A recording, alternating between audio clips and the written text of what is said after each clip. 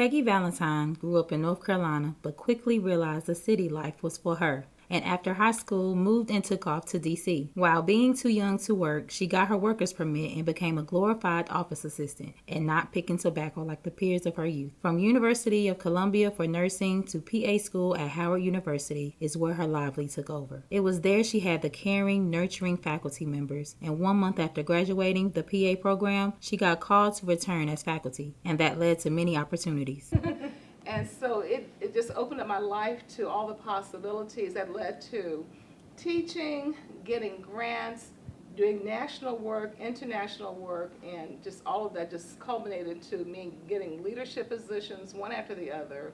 And here I am today at Fayetteville State University. Awesome, awesome, awesome. That's a great transition because Yeah. even I know my aunts and stuff, they started off in the fields, Uh-huh. but then they went off as well. They said, no, I'm not staying home. I'm going off and I'm going to get a degree, and they would send money home. So it's good to see that that was a trend that, you know, it was your motivation to drive you to what led Yeah. you here today. When asked her biggest accomplishment thus far, she said, Being interim chancellor of Fayetteville State University. When I Yes. got that call, I mean, I just felt like something within me said, yes, you need to do this. And I was so excited. And to me, it's been the culmination of all my experiences in life to come in and to lead the university. It's such an honor.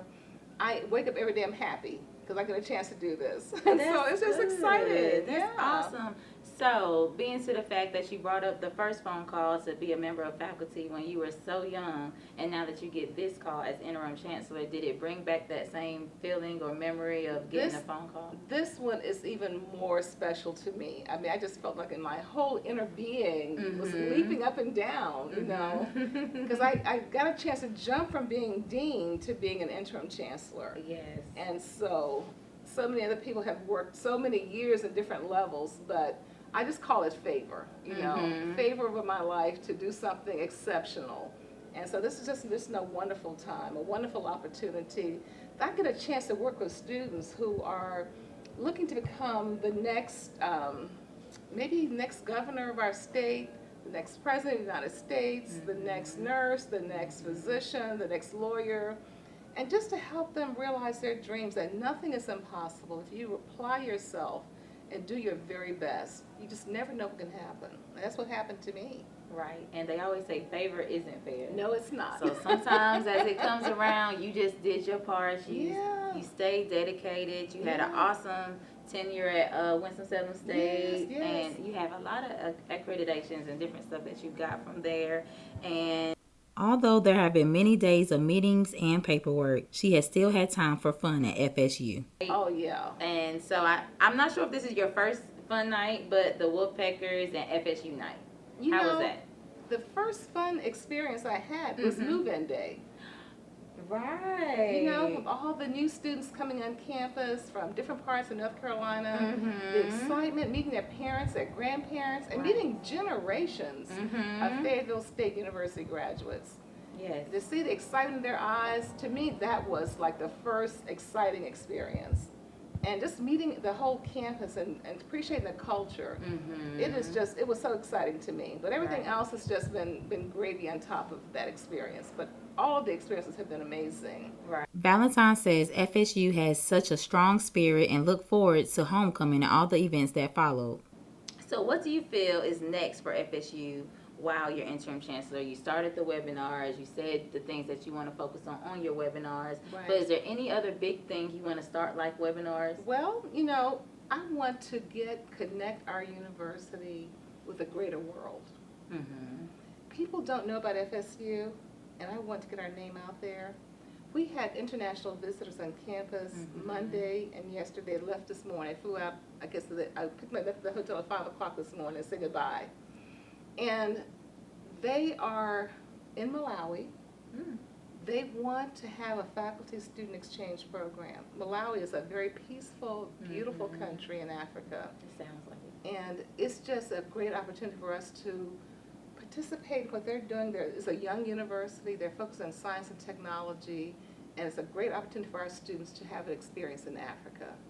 And so I think that we can learn from other cultures what they do that's different than what we do. We can share what we know, and then they can share with us what they know.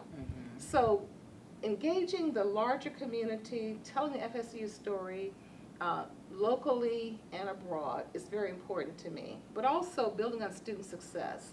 We have got to have more of our students to graduate on time. You know, students come to this university and many don't graduate within 4 years, and so I'd love to see those numbers improve. To help our students stay in school, if they need more resources, let's look at ways to do that through our alums, through donor support, and other means. And so just helping our students to excel while they're here.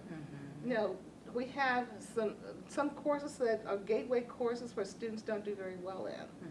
And so we're working with the faculty to help those faculty help our students, you know. If the students are weak in one particular area, let's not wait till the end of the semester to help the students or just say, well, you didn't make it. What can we do right now when they're having struggles to help them to excel, to stay in school? Because every course that the students take is important.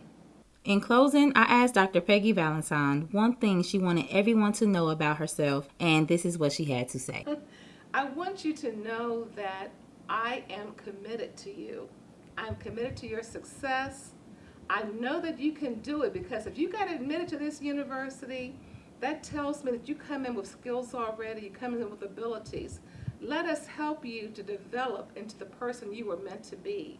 Let us help you reach your next level in life to be amazing men and women of the 21st century. So I know that you can do it, and I will say, go Broncos. You have the Bronco spirit, and you will succeed.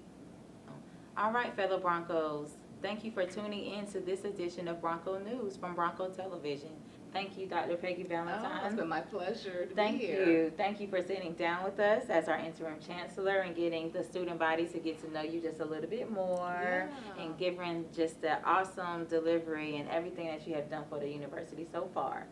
So that concludes our interview for today, and you all have an awesome day. You just wait. Okay. There we go.